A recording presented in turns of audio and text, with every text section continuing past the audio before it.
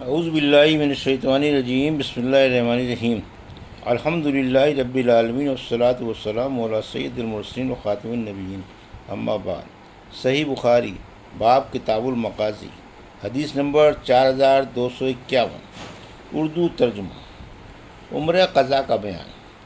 انس نے نبی کریم صلی اللہ علیہ وسلم سے اس کا ذکر کیا۔ مجھ سے عبید اللہ بن موسیٰ نے بیان کیا، ان سے اسرائیل نے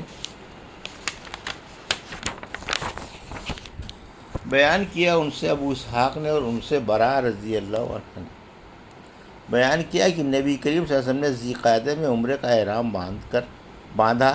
مکہ والے آپ کے مکے میں داخل ہونے سے مانع آئے۔ آخر معاہدہ اس پر ہوا کہ آئندہ سال مکے میں 3 دن آپ قیام کر سکتے ہیں۔ معاہدہ یوں لکھا جانے لگا، وہ معاہدہ ہے جو محمد رسول اللہ صلی اللہ علیہ وسلم نے کیا۔ کفار قریشی کہنے لگے کہ ہم یہ تسلیم نہیں کرتے کہ اگر ہم آپ کو اللہ کا رسول مانتے تو روکتے ہی کیوں؟ آپ تو بس محمد بن عبداللہ ہیں۔ حضرت نے فرمایا کہ میں اللہ کا رسول بھی ہوں اور میں محمد بن عبداللہ بھی ہوں۔ پھر علی رضی اللہ عنہ سے فرمایا کہ رسول اللہ کا لفظ مٹا دو۔ انہوں نے کہا کہ ہرگز نہیں، خدا کی قسم میں یہ لفظ کبھی نہیں مٹا سکتا۔ آن صلی اللہ علیہ وسلم نے وہ تحریر اپنے ہاتھ میں لے لی۔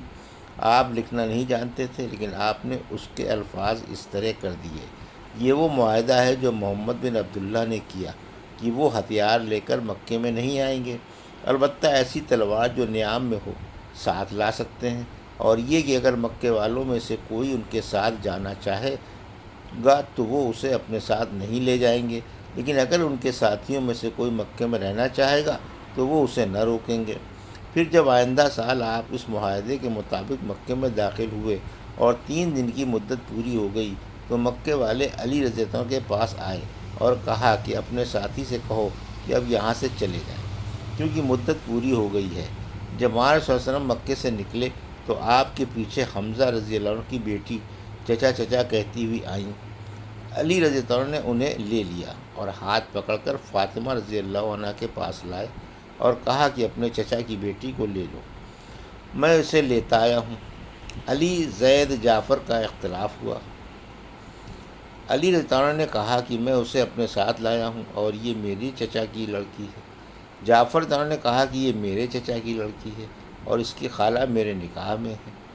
زید رضی اللہ عنہ نے کہا کہ یہ میرے بھائی کی لڑکی ہے، لیکن آن صلی اللہ علیہ وسلم نے ان کی خالہ کے حق میں فیصلہ فرمایا جو جعفر کے نکاح میں تھی، اور فرمایا خالہ ماں کے درجے میں ہوتی ہے، اور علی رضی اللہ عنہ سے فرمایا کہ تم مجھ سے ہو اور میں تم سے ہوں۔ جعفر رضی اللہ عنہ سے فرمایا کہ تم صورت و شکل اور عادات و اخلاق دونوں میں مجھ سے مشابہ ہو، اور زید رضی اللہ عنہ نے فرمایا کہ تم ہمارے بھائی اور ہمارے مولا ہو۔ علی رضی اللہ عنہ نے آن صلی اللہ علیہ وسلم سے عرض کیا کہ حمزہ رضی اللہ عنہ کی صاحبزادی کو آپ اپنے نکاح میں لے لیں، لیکن آپ نے فرمایا کہ وہ میرے رضاعی بھائی کی لڑکی ہے۔ حدیث نمبر 4252، اردو ترجمہ۔ مجھ سے محمد بن رافع نے بیان کیا، کہا ہم سے سریج نے بیان کیا، کہا ہم سے فلیج نے بیان کیا، دوسری سند، اور مجھ سے محمد بن حسین بن ابراہیم نے بیان کیا، کہا مجھ سے میرے والد نے بیان کیا کہ ان سے فلیج بن سلیمان نے بیان کیا، ان سے نافع نے، اور ان سے ابن عمر رضی اللہ عنہ نے کہ رسول اللہ صلی اللہ علیہ وسلم عمرے کے ارادے سے نکلے، لیکن کفار قریش نے بیت اللہ پہنچنے سے آپ کو روکا، چنانچہ آپ صلی اللہ علیہ وسلم نے اپنا قربانی کا جانور حدیبیہ ہی میں ذبح کر دیا اور وہیں سر بھی منڈوا دیا، اور ان سے معاہدہ کیا کہ آپ آئندہ سال عمرہ کر سکتے ہیں، لیکن نیام میں تلواروں کے سوا اور کوئی ہتھیار ساتھ نہیں لا سکتے، اور جتنے دنوں مکے والے چاہیں گے آپ اس سے زیادہ آپ وہاں ٹھہر نہیں سکیں گے۔ اس لیے آپ صلی اللہ علیہ وسلم نے آئندہ سال عمرہ کیا اور معاہدے کے مطابق مکے میں داخل ہوئے تو 3 دن وہاں مقیم رہے۔ پھر قریش نے آپ سے جانے کے لیے کہا اور آپ مکے سے چلے آئے۔ حدیث نمبر 4253، مجھ سے عثمان بن ابی شیبہ نے بیان کیا، کہا ہم سے جریر بن عبد الحمید نے بیان کیا، کہا ان سے منصور بن معتمر نے، ان سے مجاہد نے بیان کیا کہ میں اور ارواح بن زبیر دونوں مسجد نبوی میں داخل ہوئے تو حضرت ابن عمر رضی اللہ عنہ حضرت عائشہ رضی اللہ عنہا کے حجرے کے نزدیک بیٹھے ہوئے تھے۔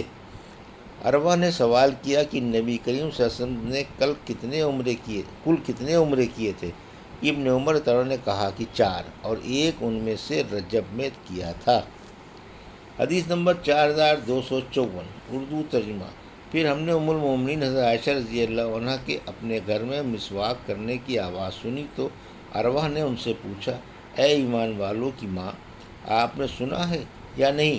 ابو عبد الرحمن یعنی عبداللہ بن عمر کہتے ہیں کہ حضور صلی اللہ علیہ وسلم نے 4 عمرے کیے تھے۔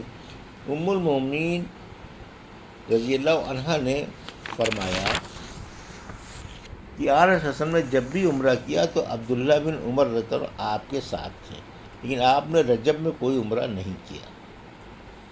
حدیث نمبر 4255، ہم سے علی بن عبداللہ نے بیان کیا، کہا ہم سے سفیان بن عینیہ نے بیان کیا، ان سے اسماعیل بن ابی خالد نے، انہوں نے عبداللہ بن ابی اوفا رضی اللہ عنہ سے سنا، وہ بیان کرتے تھے کہ جب رسول اللہ صلی اللہ علیہ وسلم نے عمرہ کیا تو ہم آپ پر آڑ کیے ہوئے مشرکین کے لڑکوں اور مشرکین سے آپ کی حفاظت کرتے رہتے تھے تاکہ وہ آپ کو کوئی ایذا نہ دے سکیں۔ حدیث نمبر 4256، اردو ترجمہ۔ ہم سے سلیمان بن حرب نے بیان کیا، کہا ہم سے حماد بن زید نے بیان کیا، ان سے ایوب سختیانی نے، ان سے سعید بن جبیر نے، اور ان سے حضرت عبداللہ بن عباس رضی اللہ عنہ نے، جب نبی کریم صلی اللہ علیہ وسلم صحابہ کے ساتھ عمرے کے لیے مکہ تشریف لائے تو مشرکین نے کہا کہ تمہارے ہاں وہ لوگ آ رہے ہیں جنہیں یثرب یعنی مدینے کے بخار نے کمزور کر دیا ہے، اس لیے حضور صلی اللہ علیہ وسلم نے حکم دیا کہ طواف کے پہلے 3 چکروں میں اکڑ کر چلا جائے اور رکن یمانی اور حجر اسود کے درمیان حسب معمول چلیں۔ تمام چکروں میں اکڑ کر چلنے کا حکم آپ نے اس لیے نہیں دیا کہ کہیں یہ امت پر دشوار نہ ہو جائے۔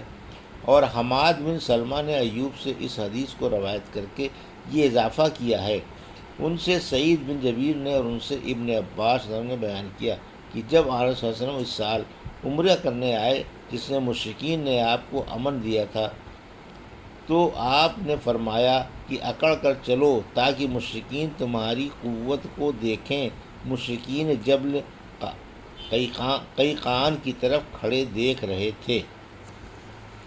حدیث نمبر 4257، اردو ترجمہ۔ مجھ سے محمد بن سلام نے بیان کیا، ان سے سفیان بن عینیہ نے، ان سے عمرو بن دینار نے، ان سے عطا بن ابی رباح نے، اور ان سے ابن عباس رضی اللہ عنہ نے بیان کیا کہ نبی کریم صلی اللہ علیہ وسلم نے بیت اللہ کے طواف میں رمل اور صفا و مروہ کے درمیان دوڑ مشرکین کے سامنے اپنی طاقت دکھانے کے لیے کی تھی۔ حدیث نمبر 4258، اردو ترجمہ۔ ہم سے موسیٰ بن اسماعیل نے بیان کیا، کہا ہم سے وہیب نے بیان کیا، کہا ہم سے ایوب نے بیان کیا، ان سے اکرمہ نے، اور ان سے حضرت ابن عباس رضی اللہ عنہ نے بیان کیا کہ جب نبی کریم صلی اللہ علیہ وسلم نے ام المومنین میمونہ رضی اللہ عنہ سے نکاح کیا تو آپ محرم تھے، اور جب ان سے خلوت کی تو آپ احرام کھول چکے تھے۔ میمونہ رضی اللہ عنہ کا انتقال بھی اسی مقام صرف میں ہوا۔ حدیث نمبر 4259، اردو ترجمہ۔ امام بخاری رحمۃ اللہ علیہ نے اور ابن اسحاق نے اپنی روایت میں یہ اضافہ کیا ہے کہ مجھ سے ابن ابی نجیب اور ابان بن صالح نے بیان کیا، ان سے عطا اور مجاہد نے، اور ان سے ابن عباس رضی اللہ عنہ نے بیان کیا کہ نبی کریم صلی اللہ علیہ وسلم نے حضرت میمونہ رضی اللہ عنہا سے عمرہ قضا میں نکاح کیا تھا۔ یہ تھی صحیح بخاری باب کتاب المغازی کی حدیث نمبر 4251 سے 4259 کا اردو ترجمہ جو ابھی آپ نے سماعت فرمایا۔ اللہ سے دعا ہے کہ اللہ میں حدیثوں کی صحیح سمجھ عطا فرما اور ان پر عمل کرنے کی توفیق عطا فرما، آمین یا رب العالمین۔